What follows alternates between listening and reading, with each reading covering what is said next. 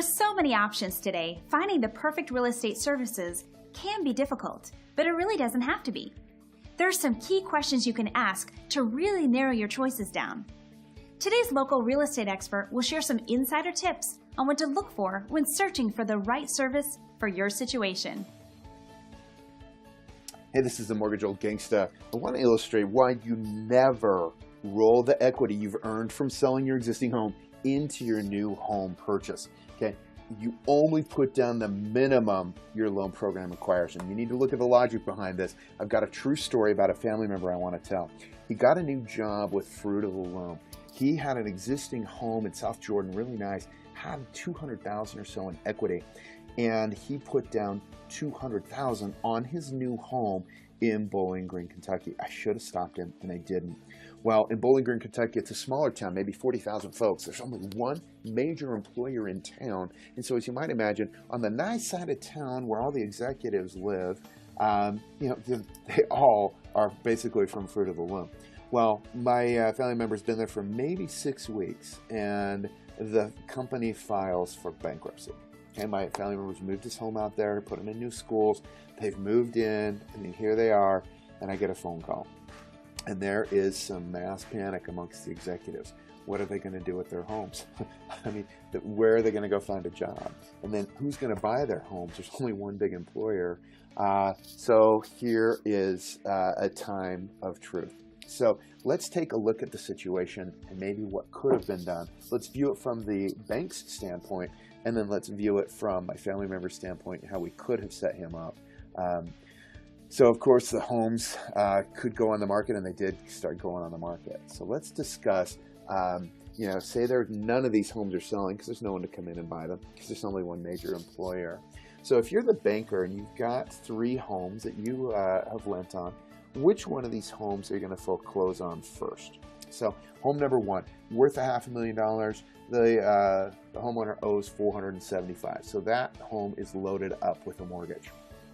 Homeowner number 2 down here in the middle, it's worth $500,000, and he rolled his equity into this new home as much as you'd think you should. He only owes $195,000, so there's $300,000 in equity here. And then home number 3, worth $500,000, and he only owes $400,000. So there's a little equity there. But if you're the banker, which of these homes do you act on first in a foreclosure situation? The home that's all loaded up with a mortgage that you're not going to be able to sell for a profit. The home that has all kinds of room to sell easily in a short sale foreclosure situation, or number 3, a home with $100,000 in equity. And so for me, if I'm the banker, I'm going after number 2 here first because I can sell it at a discount, get my money out, get going, maybe turn a profit. Home number 3, I would go after second because I might be able to get out of that one. Home number 1, I am not touching. I can't get anywhere with it. That one's just going to have to sit. So let's evaluate your position as the homeowner. Okay, so if my relative would have only put down the minimum, maybe 5%, so he would have put down $25,000, he would have had a $175,000 pile of money still in the bank with access for him. So if he needed to ride this storm out when Fruit of the Loom reorganizes, maybe comes back, maybe these homes are on the market, homes are maybe taken back at foreclosure, how many payments could my family member have made to ride out the storm? I would say an awful lot with $175,000. Also, how does having cash, how does that improve the peace of mind for the family? Okay? Again, if he can't get a job right away, or if he needs to move and put money down on another house somewhere else, or just rent, how does the cash make options for him? Okay, cash is king. But what if he decides that he wants to start a company or move somewhere else? I mean, cash just creates opportunities, gives people flexibility in life.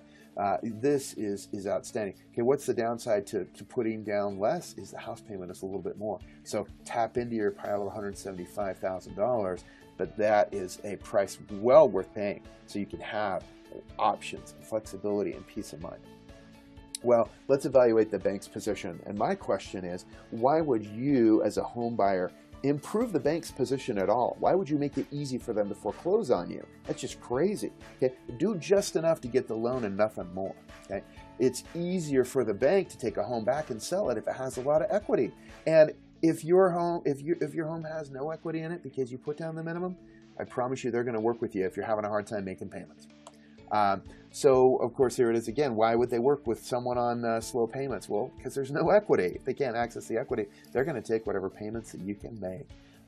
So, again, someone with equity, they'll go move right through a short sale or foreclosure and get you out and convert that asset. So, for the bank, they love it when you improve their position by putting down a bunch of money.